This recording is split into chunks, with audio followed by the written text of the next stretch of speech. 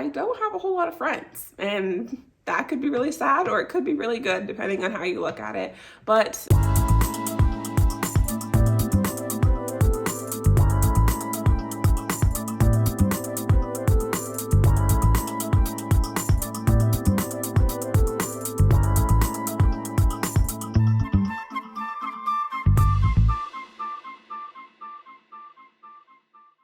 a lot of times people ask us how we're able to do what we do or pay a lot of money towards consumer debt or our mortgage and things like that. Well, aside from the basics, which is paying a lot of extra money on our mortgage, which mathematically gets our balance down, it takes a lot of other things as well. And I do want to preface this video and put a lot of emphasis on I do things a lot different than the average person, maybe the average woman my age.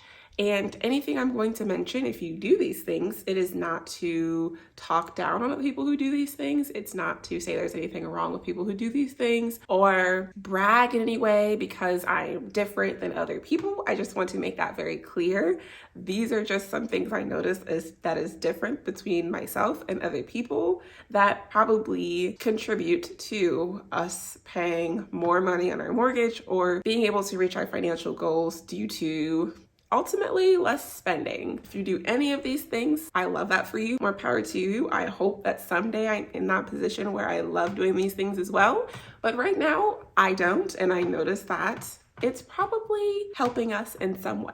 So first things first, I have not set foot in a nail salon since I was a teenager. Probably about 18 or 19 years old is the last time that I went to a nail salon to get my nails done. I've never had a pedicure. That could also be something where I'm just like, I like to keep my feet to myself.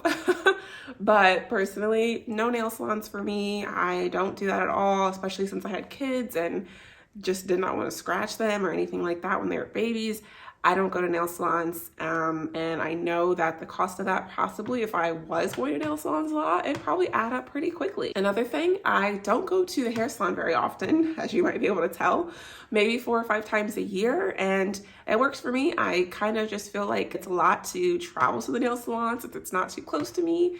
And I mean, at the end of the day, she's great, the person I go to, but it just doesn't make a whole lot of sense for me right now to go as much as I could. I think that a lot of the things that get done in the hair salon right now, I probably could do at home besides like getting a trim and things like that. So for the most part, I let her handle that. But overall, I'm doing it at home. So another thing about myself, I don't have a whole lot of friends. And that could be really sad or it could be really good depending on how you look at it.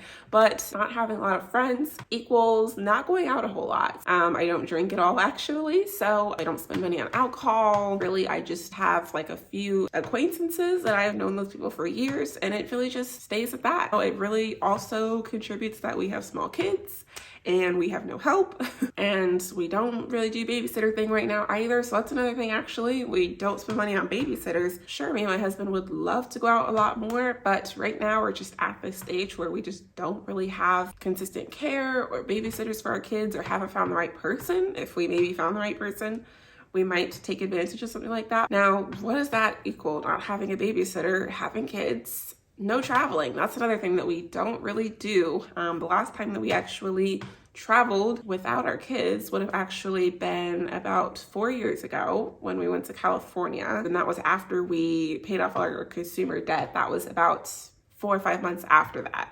So that was a nice celebration. We had a great time, and that was our first kid-free vacation, but there has not been any more of that since then. So hopefully sometime soon. Another thing about me, actually, I work from home, and so where the average person probably makes those daily Starbucks trips because they're commuting to work or just in general, I don't drink Starbucks. I don't really like it, honestly. Comment down below your favorite thing from Starbucks, and it's something where if I actually try it, maybe I'll start liking Starbucks, but I don't like it. I drink coffee from home, and their frappes I don't like. I definitely, like I've said before, I think McDonald's frappes are the best out there. No Starbucks for me, no daily coffee trips, things like that. So we save money on that as well. Another thing about myself, I am pretty basic when it comes to clothing, shoes, handbags. A lot of women my age or maybe even older probably like their guilty pleasures, such as handbags, maybe earrings, shoes, clothes. I'm an Old Navy girly. I love Old Navy. Target, real basic with things I buy. Actually, for the year 2023, one of my goals was to not buy clothes for the whole year. I almost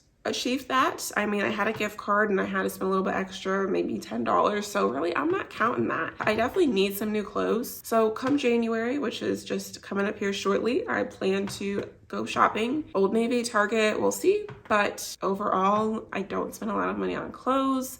If I really just want to like ball out in some clothes, I can't see myself spending more than like $200 at once. But those are just a few things that just set me aside from a lot of other people as far as spending money, things like that. I mean, like I said, someday I hope to be able to do stuff like that consistently. But for right now, I am perfectly content with what I do right now that brings me joy, which is just spending time at home, eating good food, watching sports on TV, and it pretty much ends at that.